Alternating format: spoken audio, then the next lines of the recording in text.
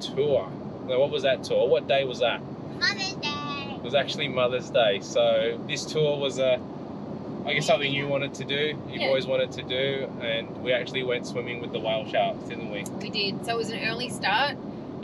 We met our tour guides at the Tantabiddi boat ramp, which is actually outside of the national park. They do pickups through Exmouth and all the way around down to the boat ramp, but in the national park itself, they can't come. So we met them at the boat ramp for an 8:30 start, which was different experience again because it's all so new. But you catch a little rubber ducky tender. Yeah. So we went with Ningaloo Whale Shark and Dive. Yeah, so we went with them. I think they are the original OGs, I think you were saying when you're doing some research. Yeah, so they've been doing it, the way that they do it now, they've been doing it the longest. So they've had a seaplane pilot in the air spotting. They've just done it this particular way the longest. They give you not a money back guarantee, but if you don't see whale sharks, they do give you a voucher to come back on the next available cruise or within 2 years, which was peace of mind. You think, well, we've come all this way, spent quite a bit of money to do this tour and not see a whale shark would be disappointing. So when we got there, because we were meeting them on site, it was actually quite confusing because we didn't realize there were more than one group tour. So there's like group tours all over the place and people lining up, and we're in and out trying to work out where we're supposed to go. So we didn't actually know where to go until we found our guide, Raquel. And then she kind of pointed us in the right direction. But the crews are quite helpful. We said, we're going with, Whale Shark and Dive. They go, no, that's not us. We're Discovery. Go over to this line. They'll be able to help you. And she's like, you're with us, but you're not in our group. So wait for Raquel to come. And so a little bit of that going on. I guess they all know each other down there anyway, so it just allowed that to kind of work itself out. But if you are going directly to the pickup or the boat ramp, just be mindful there is a lot of people around there to trying to work out where to go. So off we went. They put us on this little rubber ducky out to what was the boat called? The Heron. The Heron. So we got transferred out there onto the Heron and met all the other groups of people that were swimming on the day. So I think there was about 20 people booked in on the boat. And the reason they do that is to have different groups. So you can't have more than, I think it's 10 groups of 10 swimmers in the water at the same time. So, but once you get on the boat, we get served coffee and tea. And what did you guys have? Hot chocolates. So it's an all-inclusive tour. So you get on board and they offer you hot drinks to get settled, but they are also at the same time multitasking, and you're getting fitted with your wetsuits and your fins and your snorkels and masks. Yeah, so putting on wetsuits, and that's kind of fun. And they give you a dry, what is it called? A crate? Like a black crate to put all your gear in to keep it dry. So it's that was pretty cool that everything's already there, but trying to put these wetsuits and stuff on, that was a bit of a... Get 5 people ready. Yeah, trying to get them all ready into tight wetsuits. So I think I look pretty sexy in my wetsuit. So, but it's a lot of pulling and twisting and trying to do zippers up. So it was a bit of fun. And then they, basically fitting you out with the snorkel gear and your flippers and stuff, trying to find out the right size. So I guess once you've got all those things organised, they then then got ready for our little... Well, they give you a safety briefing, introduce you to the crew, what everyone's roles are for the day, how the day's going to work. And then before you know it, the captain goes up and he finds a snorkel spot for you. Yeah, but they're pretty cool. Like just meeting everyone, the captain's a bit of a character himself. So he's quite funny with his little spiel that he gives you about the safety and stuff. And if the boat's sinking, just go look for him because he's already out in the water. But but it's a pretty cool little spiel, and just to get to know the crew that you're going to be with there on the day. So then he takes us off to find our little first snorkel spot. Yeah, so they do a morning snorkel, and I think this is just to do 2 things. It's for them to have a look at your ability as a snorkeler, what you're like in the water, how you can handle things. You do all surveys before, but this is a real practical way. Do you need noodles? Can you handle yourself in the water? But also to test your gear, make sure your flippers don't fall off. Make sure your goggles and your snorkel are all fitted correctly. Yeah. Because from this point, they take you into the outer reef with the whale shark. So I think it was about, 15, 20 minutes, that snorkel? Yeah. It was fairly short, but literally I think it was just more of a test run to make sure the gear works, and we actually found out they basically said anyone wants some anti-fogging stuff in their goggles. So that was the best. Turns out it's just baby shampoo and water in a spray bottle. Yeah, so if you go and snorkel, we wish you knew this earlier, because all the times we were snorkeling prior to this, our goggles and masks just kept fogging up, and we're trying to spit in it and wash it and do whatever, and we just couldn't get it to work. But this baby shampoo and water, it just worked magic. And it doesn't hurt your eyes, and it's not toxic. Yeah, it was really good. Yeah, it was really good to do that. So yeah, if you go and snorkeling, get some little baby shampoo with you before you come, especially just to keep that fog away. So yeah, then after that, what did you think of that snorkeling? What I think of it? That was a lot better than it's kind of how I envision Ningaloo Reef to be, I guess. More coral structures, the bigger fish, clearer water, and it seemed to be a lot calmer and clearer out there as well than it is closer to the shore. So yeah, it was quite nice to seeing those fish and stuff swimming around there. Like, it was really cool. Yeah. They actually have a photographer in the water with you as well throughout all of your snorkels throughout the day. So she's getting familiar with you and taking your photo. So that was really special too in that first snorkel. I think we got a couple of photos of, us all in our snorkel gear all together, which was really fun. So that's all part of the package, like you said. But yeah, make use of that when you're out there. So, and then we came back on board. There's another thing. It's kind of like teaching you how to get back on the boat. Yes. On our particular cruise boat, we had a Malibu deck, so literally you kind of trying to judge the waves and these big bars, and you're trying to pull your whole body weight up onto the Malibu board, and you end up like a beached whale because you got flippers on and you're just trying to get along your tummy. So it's all practice into the real when you get to the real stuff of why you're actually there, and that's to swim with the whale sharks. So once everyone was back on deck, we had a bit of morning tea, I believe. Put a bit of a spread on, like some breads and some dips and crackers and whatever, and cheese on there. So that was quite nice. The only thing is that kind of felt a little bit rushed, because all of a sudden it was like they were going, all right, who's finished up? Kind of didn't really get into it. Well, because Sammy did as we were having morning tea, Sammy did our introduction to whale sharks and how to swim with them safely and what the rules and regulations are. And you're trying to absorb all of this information while having morning tea at the same time. And so, certain rules, certain distances that you have to swim. You can't swim at the head. You've got to swim behind the pectoral fin. And then once you're behind that, you can swim your heart's content. And got to be 4 meters from the tail, 3 meters from the side, and swim in a line and follow your guide and listen for this sound. And you can't. Apparently, by regulations, you can't have more than 10 people at a whale shark at any one time. So you're just trying to take all this information in while having some morning tea. And at the same time, the whale sharks are very shy, sensitive creatures, and so you can't go below their belly, but you also can't swim in front of their eyes, because if they see you, they'll dive, and then you don't see them because they dive into the deep. And so you're trying to absorb all of this information while trying to eat morning tea. And then all of a sudden it was, right, we're finished morning tea, we're packing up. I'm like, oh, okay, when are we going? They're like, now, we've found some. So it's like they spotted the whale sharks and they take their opportunity when they can. So at this particular point, it was like, wow, it was like literally, we're going right now. And they're like, we're going now. You get ready, get your fins on, get your snorkels on, put your anti-fog. They just call it anti-fog, and they spray your goggles. So literally you're on this back of the boat, you're all lined up in groups of 5, or you got one group that goes in first, and then you got another group, which we were in group 2. So groups of 10. Yeah. And then you've got the photographer, and then you got the 2 guides there, and then you've got I forget his name, Tom, who was basically on the tender in the rubber duck. So he's just out there floating around. So if you get into trouble or whatever, or I think he's also a spotter looking out for other things that we don't want to talk about.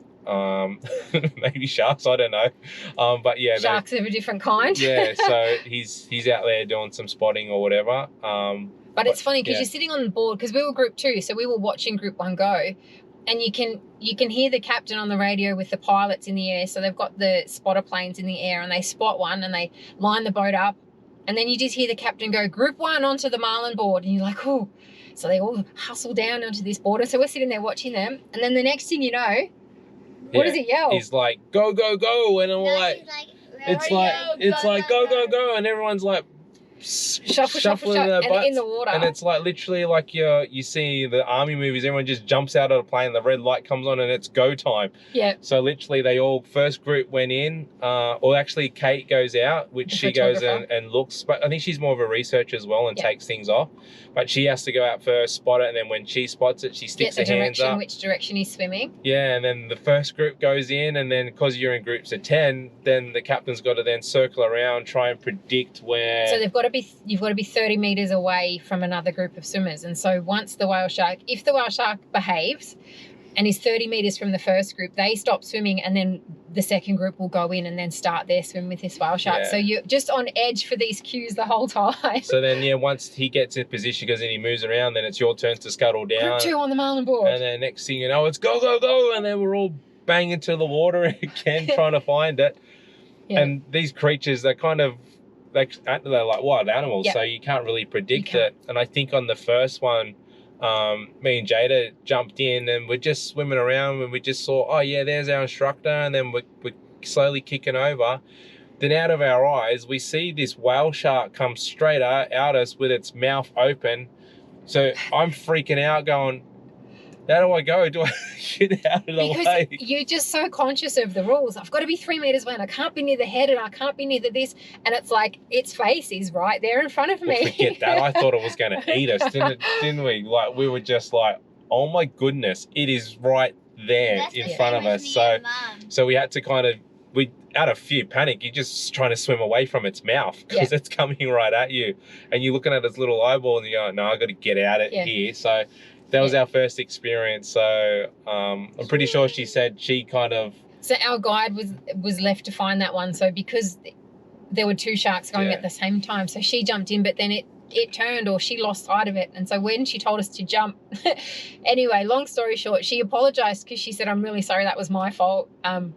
Yeah, that was a bit chaotic and hectic, that one. So yeah, plus it's a wild creature, so you just can't pick where it's going. So, but that one happened to dive, and then you got to kind of see that one, and then I think that one was probably about 7 meters. Which is quite a large whale shark for us, but it actually kind of seen us. So it wasn't a juvenile, and actually once it seen us, it dived. So we actually didn't quite get to swim with that one very long. It sort of went past and then it dived. But we got back on the boat and the captain, that same shark resurfaced itself. Yeah, so once again, you're in this choppy water and then you have to pull yourself back up onto the boat again. And then everyone comes back up, boat comes around, circles, finds the other person. But you think you have time to catch your breath and get process what just happened. Yeah. But no. And then it's like, all right, everyone line up, back on the board. So like, whoa, we just So once again, all the groups got lined up, and then it was like, go, go, go. And it was like, bang, in the water. So once again, we got to see this same whale shark. I'm pretty sure it was the same one. Yeah. And then it dived again. So then next thing you know, you're swimming back, because by that time, you're swimming back to your group. So you're kind of trying to hang around with your groups. And then if you kind of drift, you've got to swim back and you're navigating this choppy water to try and go back. And plus we were like handling with the kids, so trying to tow them along. And pool noodles. So they do give you pool noodles as well for the kids to hang on to. But yeah, there was just like, I think we did that 3 or 5 times. So that we had 5 swims altogether. I think the third one was a smaller, and it was really fast. Even the photographer said, I couldn't catch that one. So literally that was, again, jump in, go, go, go, jump in, and it's not there. That's not there. So then you got to climb all the way back onto the boat. And yeah, the waves are going like this, and you're like, 1, 2, 3, and then put yourself on, beach whale, So the fourth swim, I actually sat out with Jada. So as a parent, if you have a child who doesn't want to swim, you have to stay on board with them. They can't be on board without a supervisor. There's no one there to supervise, and the captain's busy upstairs and everyone else is in the water. So so Jada didn't want to go, so I sat out with her, but Ben and the other 3 went in. This particular shark behaved itself beautifully. Yeah, I think this was probably about a 4 meter juvenile, apparently. And then, so it was a smaller whale shark that actually just kind of just cruised along. And this is how I envision whale shark swimming. Not this go, jump in and then back out, jump in, back out. It's actually nice. And we just got to cruise along, and it's probably sitting about, I don't know, maybe 4 meters deeper than where we were. And we just got to swim on top of it, and it just slowly guided and kicked along. And you actually just got to see this creature in its wild. It was kind of like really nice just to watch and see it swim with it. Yeah. So they got back on and said, the captain said, we're going back to that same one. And so then Ben's just said, you need to get back in. They did say this is probably the last swim we're going to do for the day. So I kind of said to you, like, you got to go. I'll sit back and wait. But then Jada said, no, I want to go. So we quickly rallied and pulled all of our gear back on. And I'm so glad I did, because like Ben said, it was the swim of the day that made you realise how mesmerising it is. It actually takes your breath away that these animals are so huge, and yet your heart's beating fast and there's this adrenaline rush, but at the same time it's really calm and peaceful, just swimming behind but on top of this beast, I suppose. And watching him do his thing. So I'm really glad we did that last one, and it was more as chaotic and crazy, and trying to remember all of the things, it all fell into place for that last swim, and it really was quite special. So that's kind of I guess our envision of swimming with the whale sharks is this nice cruisy old jump on a boat, just jump in and the creature behaves itself and does everything. You just swim quite nicely, but it's quite chaotic and quite tiring, jumping in and out of the boat and swimming and then swimming back to the boat. And remembering the rules and following the instructions and listening for the calls and listening, But it was, once you're in the water and you see these creatures swimming, you kind of lose sight and forget all of that. And it is really quite special. So I guess after that they put on a bit of a lunch for you. So I think it was like some cold meats and chicken, bread rolls and some salads and stuff. So it was actually really quite nice to do that. And then they head back into the bay. The shallower reefs. The inner reefs. And then you do a bit of another snorkel. So it's actually really funny though, on the process of doing that, we were just sort of getting back on board, and the captain spotted a whale shark off the starboard side. No, off the bow. Yeah. And he said, come up and have a look at it. So we were sitting there on top of the boat. The bow's the front of the boat, I think. I think it is. And so he just slowed down, and we sort of saw this big grey lump just in the water. But then you see the other tour actually still swimming with the sharks, and so they're radioing each other saying there's one in the water heading straight towards you, he's about 10 meters away, but he's coming your way, get your other group. So they're communicating with, and we watched it from the surface, that chaos, that craziness of trying to get 10 tourists into the water at the right time. We saw that from I suppose the top view, which is kind of cool as well. So that was kind of nice. And then basically came back and had some lunch, and before we went through for another snorkel. So to take you out to another snorkel spot, and we were in the water for probably about 30 minutes, 40 minutes the next time. But once again, that had just these massive, big coral structures and everything around it. So it was pretty cool to see these big structures. There was no real soft coral. I was expecting probably a little bit more soft coral, but this was really nice, hard, structured. Big corals. So I think we saw some stingrays and stuff there as well. Some of the people in our group saw a reef black tip shark, and we saw the blue starfish and lots of different fish. And so we actually taught the kids how to dive underwater. So instead of just surface snorkeling, we taught them how to take your snorkel out and actually dive under, and I guess to get them used to the fact that you can still swim a little bit deeper and a little bit closer to the fish. So once they'd handled that skill, they started to get a bit more confident. And then after that, it's pretty much back on the boat for a little bit more cruising. So we heard the previous day they actually found some humpback whales and stuff as well for the first of the season. But basically just get back on and you get served afternoon tea, and where you take all your gear off if you can take it off. So there's another mission to take all the gear off. But it was kind of a nice relaxing way to kind of start ending up, and then they take you back up on back of the deck and give you a bit more of a spiel about whale sharks, where you can ask some questions of what's going on. I didn't realise that they're so what's the word, unknown. Like, they don't know a lot about whale sharks, so it's only what they can gather from either dead or deceased whale Yeah. sharks. They don't do a lot of active research on them, and that Australia is one of only a few aggregate areas for whale sharks. So mainly juvenile males in Australia. The Caribbean off the coast of Mexico have more of the juvenile females, but yeah, they don't know a lot about whale sharks, which I didn't know. Yeah, you think they know all about them, but once again, it's amazing. There's so many different creatures or whatever in the world, and you don't know a lot about some of these things. But yeah, pretty much, yeah, nice little spiel, and then got to take some photos and stuff on the bow of the ship on the deck. So yeah, it was really, really nice, and it had a big group photo, and then ended up with a certificate. We did. Saying we swam with the whale sharks. We swam with the world's largest fish. Shark. Fish. Yeah. Yeah, because it's got gills. Because it's got gills. Yeah. Yeah. So yeah, that was a pretty nice before you basically head back into Tantabiddi, and then once again you jump back on your little tender boat back to shore. But it's a nice little touch too. They give you a little gift. A little free gift back on the way. So that was kind of nice. Catch the bus back. Yeah, but it was a magical day. Also very tiring day. Yeah. But absolutely loved every moment of it, and it's a memory. Yeah, like if you're gonna do it. And it's just pretty amazing, wasn't it? Yeah. Yeah. And the kids did it really well. So don't be scared. By the end of the day, our guide was taking the kids on her float.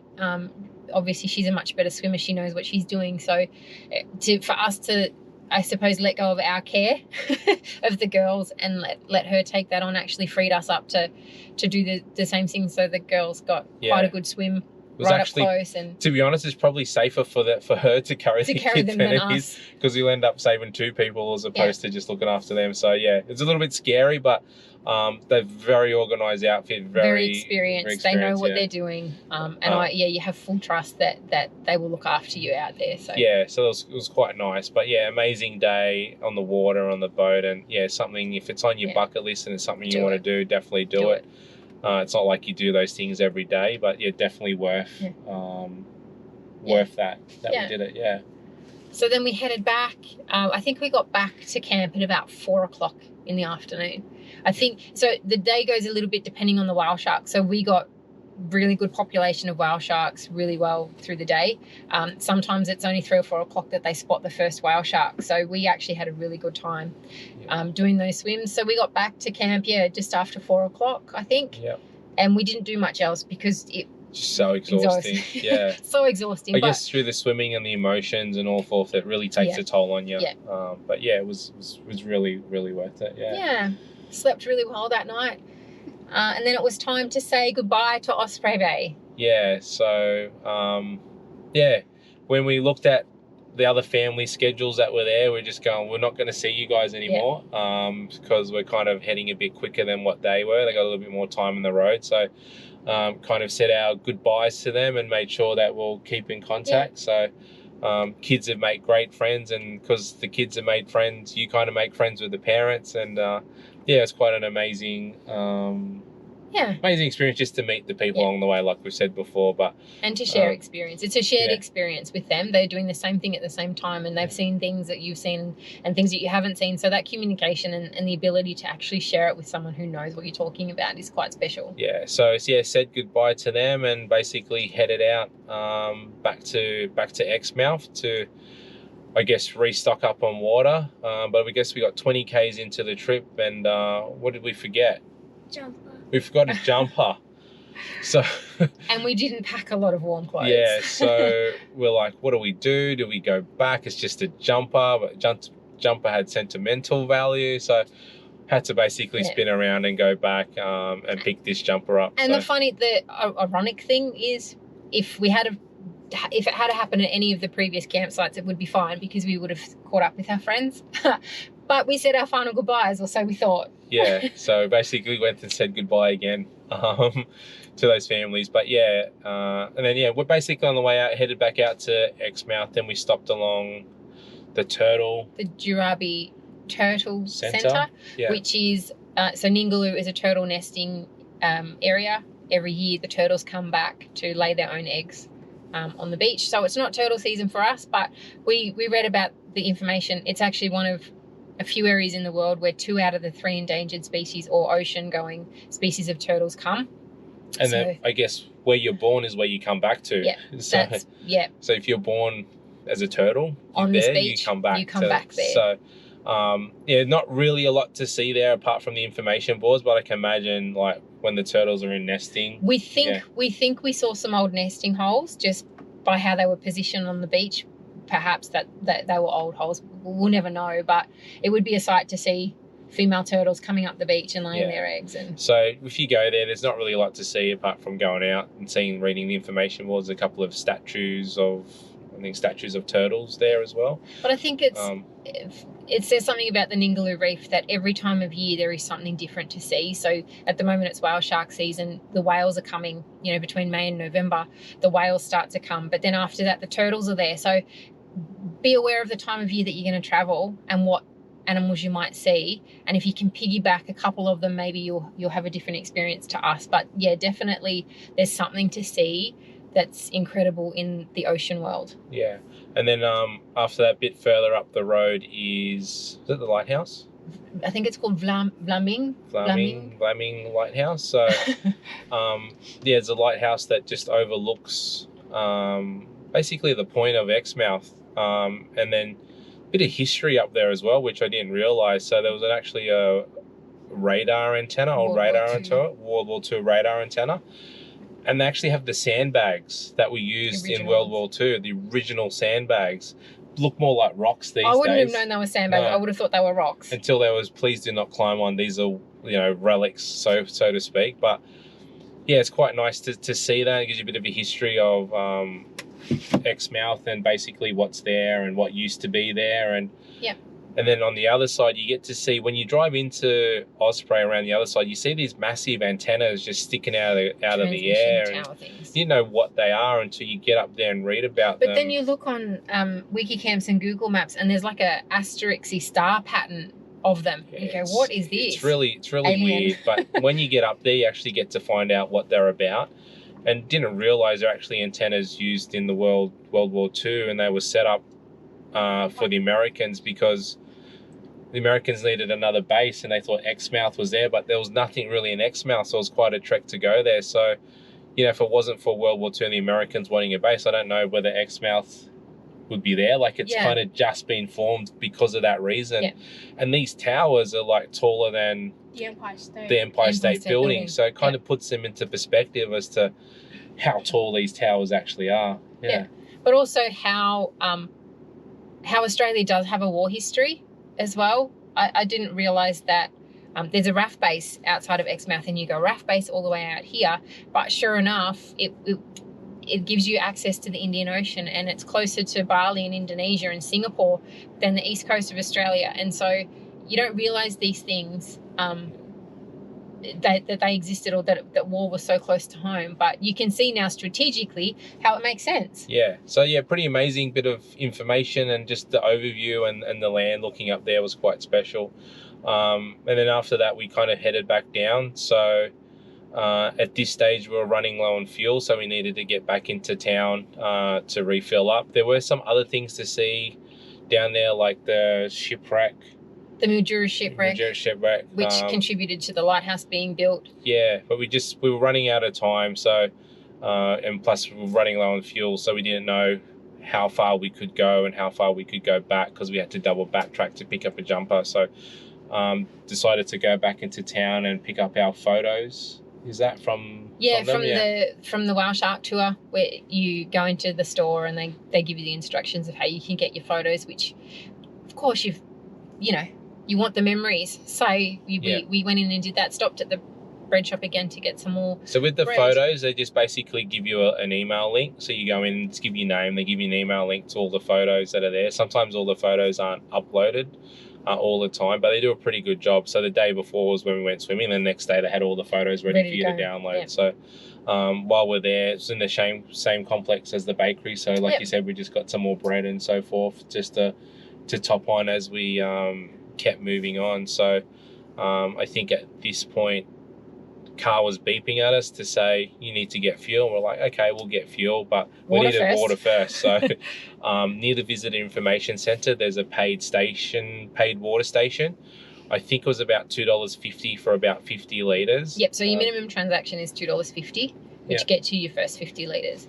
So we have heard that just paid $2.50 because the machine isn't quite right. So we ended up filling both tanks, which I think is about 180 litres for $2.50. Yeah. So it's pretty... We weren't empty, but we weren't full. Certainly weren't full. And then, I think you said $2.50 and we'd filled everything up. Filled everything up. So yeah, it was pretty cool to do that. So can get quite busy when we're there. There are already 2 vans there getting there. And there's also a little big prawn. Maybe not little, but there's a big prawn there as well. So I think that was the first time we took our photo with something big on this trip. One of the big things. Yeah.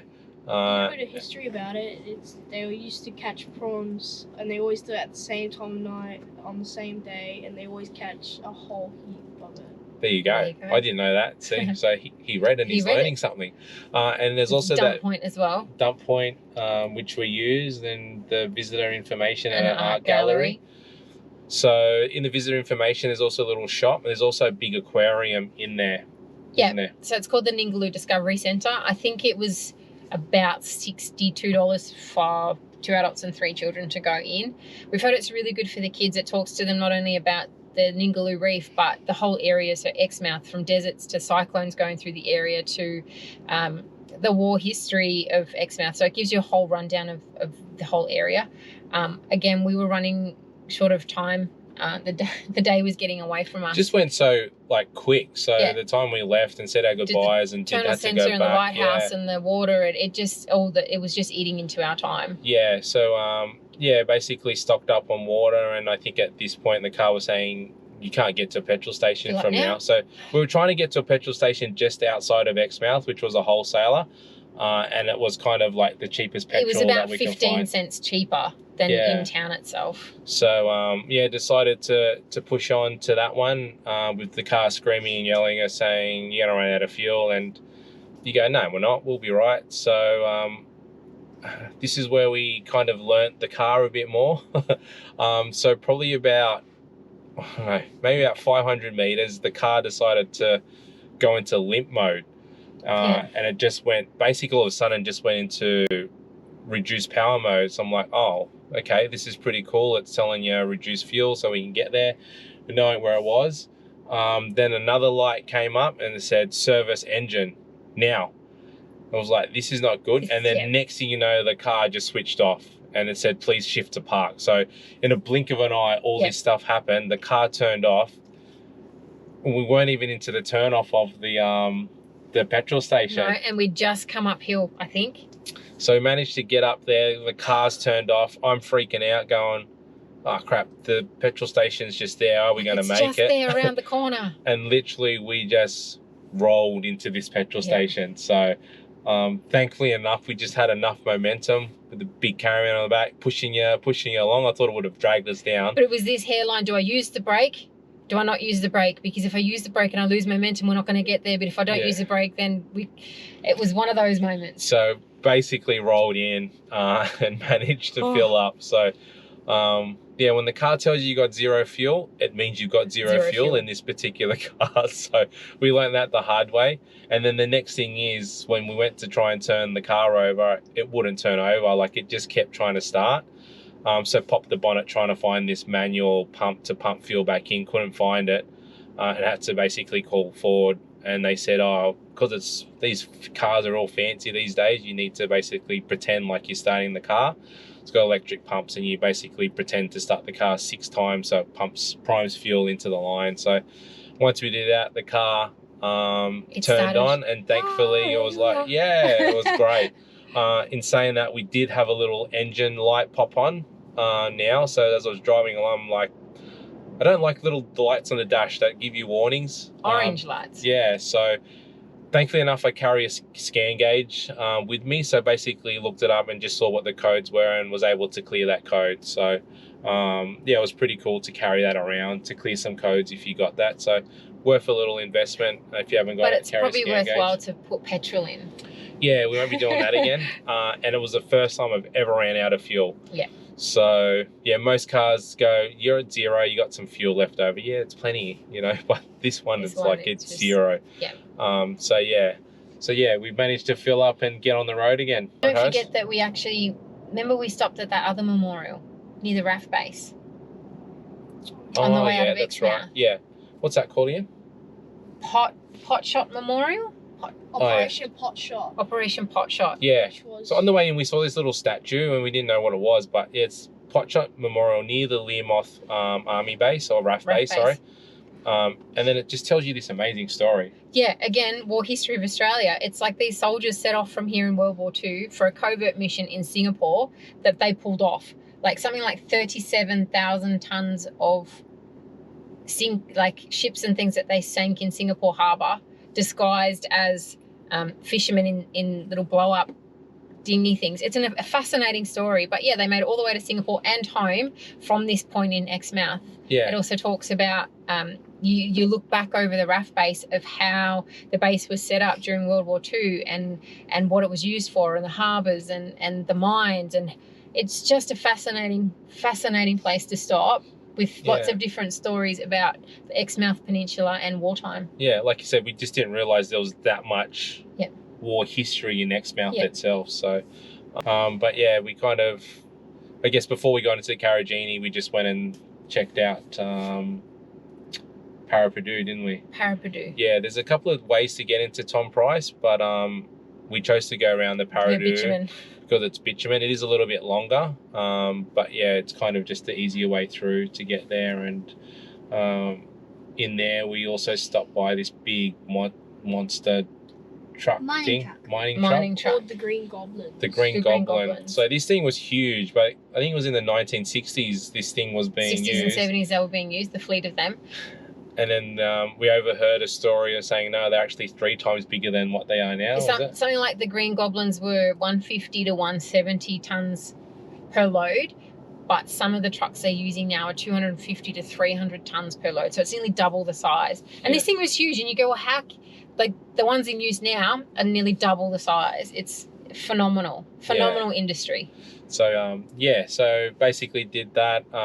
We chose we didn't need to fill up fuel at that particular point, just because we could work out the numbers and carrying extra fuel. So we decided to push on to Tom Price, where we did fill up because it was the same price in fuel, and just basically checked out Tom Price, drove around and just saw what the highest. It is. Town? It's the highest elevation, the highest town in WA. Yeah, so just drove around, checked there. So there are groceries and things and all forth in Tom Price itself. And it seemed a lot of families would go to Tom Price before Carragini. But yeah, we decided to push on to Carragini. So that's where our next video is all about Carragini. So I hope this video has been informative. If it has, love you to give us a thumbs up, as we're always checking out new sites and playing around with different gear and equipment. But in this particular series, we're actually doing WA and Northern Territory. So yeah, hit that subscribe button so you get notified when we release that next video. So that's it. Until next time. Bye.